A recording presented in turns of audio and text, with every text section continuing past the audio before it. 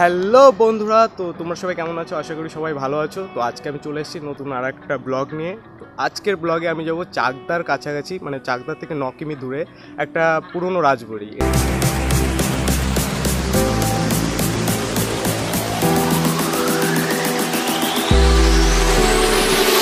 এটা প্রায় 300 বছর পুরনো। আমি এর ব্যাপারে খুব বেশি ডিটেলস জানতে পারিনি, তবে যা জানতে পেরেছি তোমাদের সব বলবো এক এক করে। আর এটা প্রায় 300 বছরের পুরনো, মানে অনেক পুরনো, তোমরা বুঝতেই পারছো। তো চলো সেখানে গিয়ে কথা হচ্ছে তোমাদের সাথে।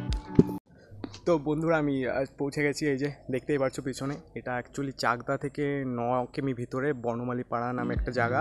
তো সেখানেই অবস্থিত এই রাজবাড়িটি। প্রায় দেখা গেল অ্যাপ্রক্স 300 কি 250 বছরের পুরনো, মানে অ্যাপ্রক্স বলতে পারবো না।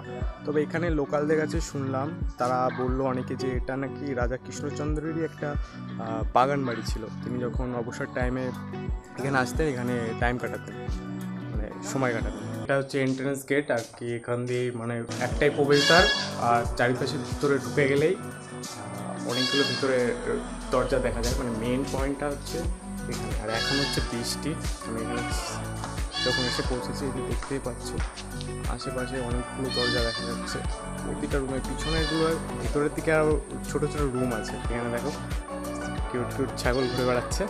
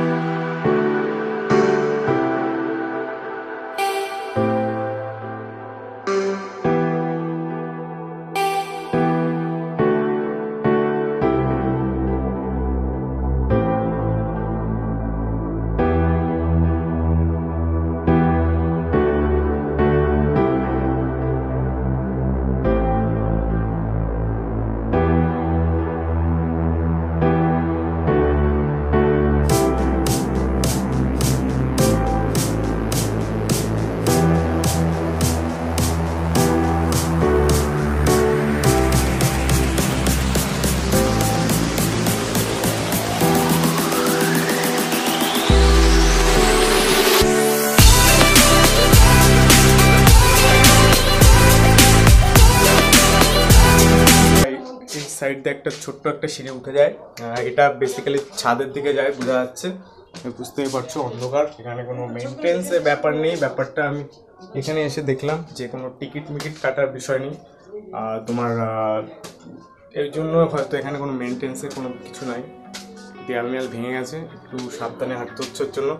আর হ্যাঁ, এটা হচ্ছে সাদের সিঁড়ির ছোট্ট একটা। এখান দিয়েই মানে পুরো ছাদের ভিউটা দেখা যায়, দেখতেই পাচ্ছ আশেপাশে দারুণ। আর বলতে গেলে অনেক পুরনো, তাই বোঝা যাচ্ছে এখান দিয়ে গাছও হয়ে গেছে একদম চারি সাইডে। তবে হ্যাঁ, সাবধান, কিছু কিছু জায়গায় এরকম ভাঙাও আছে, মানে বোঝা যাচ্ছে অনেকটাই পুরনো জায়গা। রাজবাড়ির ছাদের উপরে আছি, আর আশেপাশে অনেকেই মানে এখানে ফটো তুলতে এসছে, যেহেতু একটা হিস্টোরিক্যাল প্লেস। আর তোমাদের দেখে দিয়ে দেখো চারিপাশে এই যে শ্যাতলা পড়া ইটের আস্তরণ, ওই রাস্তা, এরকম ছোট্ট ছোট্ট সিঁড়ি উপরে উঠে গেছে। আর এখানে চারিপাশে পুরো একদম ঘাস, আর দেখতেই পাচ্ছ ছাগলে পুরো একদম ঘাস খেয়ে বেড়াচ্ছে। তবে জায়গাটা বলতে গেলে একদিনের মধ্যে ঘুরে কমপ্লিট করার মতো খুব বেশি কিছু নেই এখানে। হ্যাঁ, তবে ফ্রেন্ডসদের সাথে এসে এখানে ফটোশ্যুট করার জন্য খুবই ভালো জায়গা। তবে হ্যাঁ, জায়গাটা একটুখানি দু এক জায়গায় একটু ভাঙাচোরা আছে, যে দেখতেই পাচ্ছ। একটুখানি দেখে শুনে ফটো মটো তুলতে আসতে হবে। এটা অ্যাকচুয়ালি চাকদা থেকে 9 কিমি মতো ভিতরের দিকে, ভিতরে একটু গ্রাম এলাকা, সেখানেই আর কি এই জায়গাটা। বুঝতেই পারছো একদম চারিপাশে মেনটেনেন্স নেই কোনো এখানে।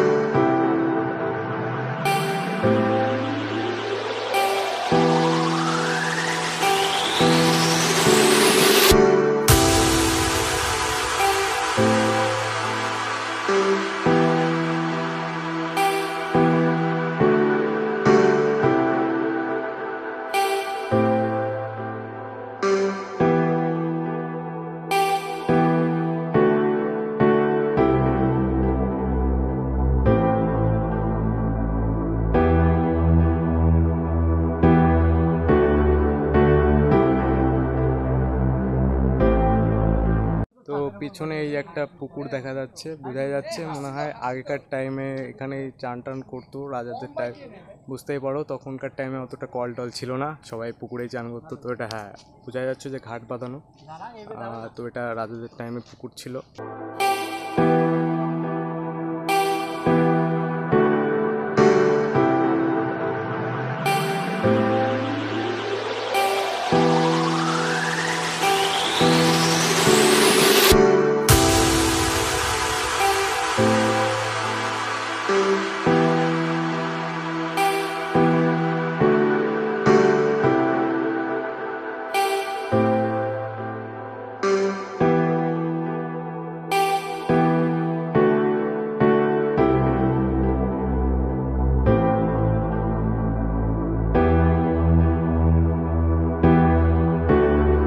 অনেক ছোট ছোট রুমও আছে, কিছু দরজা এখনো ঠিকঠাক আছে, অক্ষত অবস্থায় যে দেখা যাচ্ছে। আর এগুলোর কোনো দরজা এখন দেখা যাচ্ছে না, হয়তো সময়ের সাথে সাথে আস্তে আস্তে নষ্ট হয়ে গেছে বা ধ্বংস হয়ে গেছে। বেসিক্যালি এটা ফটো তোলার জন্য একটা আইডিয়াল জায়গা, হিস্টোরিক্যাল প্লেস। তবে এখানে যদি মেনটেনেন্স করা থাকতো তাহলে জায়গাটা আরও ভালো থাকতো। মেনলি এখানে সব গৃহপালিত পশু, ছাগল, তারপরে যে দেখতেই পাচ্ছ এইসব জিনিস এখানে রয়েছে, মানে এরা আর কি জায়গাটা একদম মানে বুঝতেই পারছো, যেখানে গবাদি পশু থাকে সেখানে কি গোবরটাও থাকবে। যারা ফটো তুলতে ইচ্ছুক এখানে আসতেই পারো একদিন বিকাল দেখে বা সকালের দিকে এসে টুক করে ফটো তুলে চলে যাবে। আমি এই জায়গাটার গুগল লোকেশন আমি ডিসক্রিপশন বক্সে দিয়ে দেবো, তোমরা সেখান থেকে দেখে নিও। আর নর্মালি জায়গাটা একটুখানি ভিতরের দিকে, তো অতটা পরিচিত না, মানে একটু খুঁজে আসতে হবে। বেসিক্যালি এখানে অনেক ছোট ছোট দরজা, অনেক রুম ওই সাইড দিয়ে বেরিয়ে গেছে, আর কিছু রুম এখনও অক্ষত অবস্থায় আছে, আর বেশিরভাগ দরজাই ধ্বংস হয়ে গেছে। হ্যাঁ, আর সরু সরু গলি এদিক ওদিক। এইটা হচ্ছে আর একটা রাস্তা যেখান দিয়ে বেরোনো যায়, একটা উপায় দিয়ে, আর একটা হচ্ছে এই রাস্তা দিয়ে, এটা বাইরে একদম বাহিরের রাস্তা। বোঝা যাচ্ছে এটা হচ্ছে পিছনের গেট ছিল হয়তো, এখান দিয়েও ওই অনেকে যে বাইক মাইক নিয়ে এসছে, এরা হয়তো এই সাইড দিয়ে এসছে, আমি ওপাশ দিয়ে এসেছিলাম। তাহলে এটা দুটো এন্ট্রেন্স গেট আছে, আমি আগে হয়তো খেয়াল করিনি। আর দুঃখের বিষয় এখন বৃষ্টি শুরু হয়ে গেছে ছিটে ফোটা, আমি এখন বাড়ি যাবো কী করে তাই ভাবছি, কেননা বগুলা থেকে টোটাল জার্নি আমার দিকে করতে হয়েছে সাইকেলে, না আমি কোনো ট্রেন নিয়েছি না কোনো অন্যান্য কিছু, মানে প্রায় 37 কি 38 কিমি আই থিঙ্ক যেতে হবে। তো ভালো জার্নি এখনও বাকি আছে, হ্যাঁ, তবে ওর্থ ইট, এতটা জার্নি এই জায়গাটার জন্য, দারুণ জায়গা। আর আমি এখানে কিছুটা সময় এখন কাটাবো, কিছু ফটো মটো তুলবো, দেন আবার বাড়ির দিকে রওনা দেবো।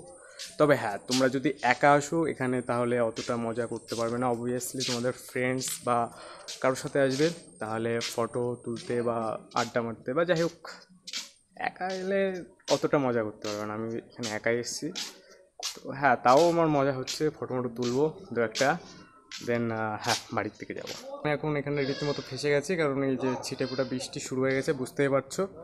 আর হ্যাঁ, আমি ছাতা এনেছি কিন্তু বৃষ্টি অতটা জোরে হচ্ছে না, কিন্তু জোরে দিলে আমি এখন ভাবছি এতটা দূর বাড়ি যাবো কী করে, মানে ভালোই দূর এখান থেকে, আর সাইকেল করে যেতে হবে যেহেতু একাই এসছি আর কেউ আসেনি। তোমরা অবশ্যই যদি এখানে আসো কোনো ফ্রেন্ডস বা কারোর সাথে আসবে, আর বাইকে করে বাইকে করে এলে সব থেকে ভালো হয়, কারণ নিজের ইচ্ছা মতো টাইম মতো এখান থেকে যেখানে ইচ্ছা সেখানে যেতে পারবে, কারণ ট্রেনের টাইম মতো এলে হয়তো তোমরা বেশিটা টাইম এখানে দিতে পারবে না।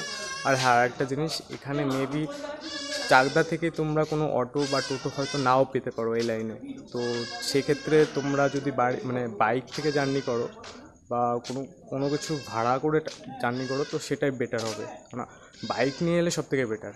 আর হ্যাঁ, নর্মালি হয়তো সেরকম কোনো গাড়ি এদিকে আসে না, তোমাদের হয়তো এখানে মানে এক্সট্রা টাকা দিয়ে আসতে হবে চাকদা থেকে যদি তোমরা আসো। আর রানাঘাটেরও ভিতর দিয়ে আসা যায়, সেটা বাইকে করেও আসতে পারো তোমরা। তো বন্ধুরা, আমার এটা এই রাজবাড়ি ঘোরা সম্পূর্ণ কমপ্লিট, এখন আমি বাড়ি থেকে যাব। বলতে গেলে এখানে দেখার মতো খুব বেশি কিছু নেই, জাস্ট এই রাজবাড়িটা খুব বড় একটা বাড়ি ছিল এক সময়, দেখেই বোঝা যাচ্ছে যে ধ্বংসাবশেষ। কিন্তু মেনটেনেন্স আর দেখভাল না করার জন্য, মানে মেনটেনেন্স না থাকার জন্য বেসিক্যালি বাড়ির অনেক কিছু ভেঙে গেছে, মানে ধ্বংসস্তূপে পরিণত হয়েছে আস্তে আস্তে। যদি মেনটেনেন্স থাকতো তাহলে আরও অনেক দিন ঠিকঠাক থাকতো। তো যাই হোক, আজকের ভিডিওটা এই পর্যন্তই ছিল। যদি তোমাদের ভিডিওটি ভালো লেগে থাকে তাহলে অবশ্যই like, comment, share and subscribe ভবঘুরে ব্রোস।